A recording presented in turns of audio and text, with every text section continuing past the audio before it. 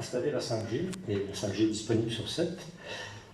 Une élue de Balaruc, une élue écologiste, m'a fait remarquer que la question s'était posée là-bas.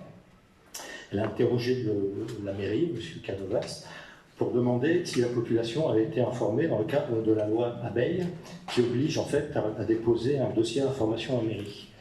M. Canovas a répondu qu'il n'avait pas connaissance de ce dossier et que Free en fait ne lui avait pas transmis.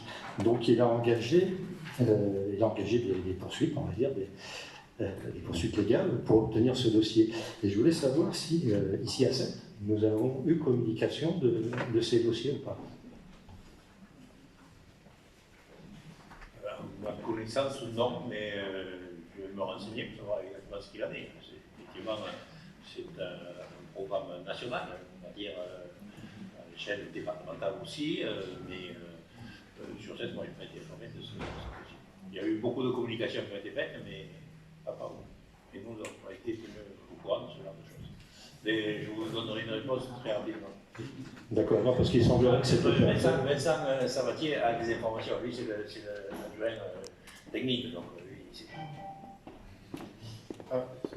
Est-ce qu'il concerne les demandes de pose d'antenne 5G, la ville, effectivement, il y a une procédure. La ville a très peu de moyens d'opposition en ce qui concerne les antennes qui sont positionnées dans du domaine privé, sur des immeubles. On a un pouvoir d'action sur les antennes qui sont municipales, qui sont plus que minoritaires, puisqu'il y en a que trois. Pour ce qui est de la procédure Free, effectivement, je ne vous cache pas qu'on leur tire les oreilles un tout peu, pas que Free d'ailleurs, mais que c'est un peu la maison qui rend fou. À ce jour, on a eu à s'opposer judiciairement et on est parti juridique sur une antenne en particulier, et bien évidemment on a perdu, puisque ce qui est sur le parc privé reste de la compétence de la copropriété. Et bien généralement, les copropriétaires sont plutôt favorables, puisqu'il y a quand même une notion d'argent derrière la location. Donc on y reste attentif. Sur le cas particulier de procédure, on vous répondra. Mais effectivement, sachez qu'on a très très peu de moyens de s'opposer en dehors des antennes qui nous sont propres et qui sont louées par la ville. D'accord, je vous remercie. En fait, oui, la loi Abeille prévoit que soient mis à disposition des habitants les dossiers d'information. On peut aussi exiger une simulation de l'exposition aux ondes et on peut exiger un état des lieux des installations existantes. Voilà, au cas où. J'avais une seconde question qui concerne une information que j'ai découverte dans la presse la semaine dernière. Emmanuel Vargon, le ministre délégué au logement, a lancé dans le cadre du plan de relance un programme de subvention qui concerne la réhabilitation des friches.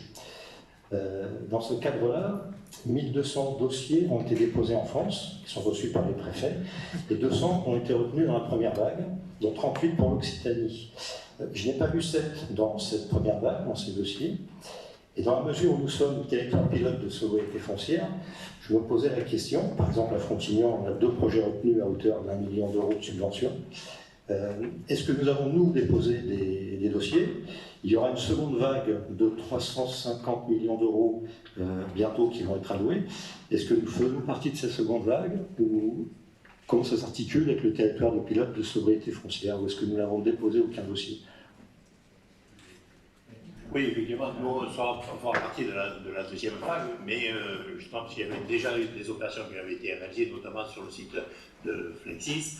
Il y a une deuxième vague qui va voir le jour avec la réhabilitation, la reconquête de la friche de Lafarge qui est en cours, mais ça c'est sur le domaine de Frontignan et ça fait partie des dossiers qui ont été retenus. Et sur cette, c'est le domaine de Timacagro qui va être un exemple de friche à reconquérir.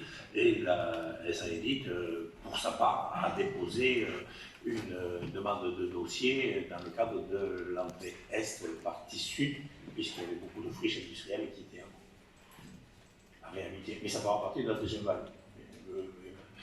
Madame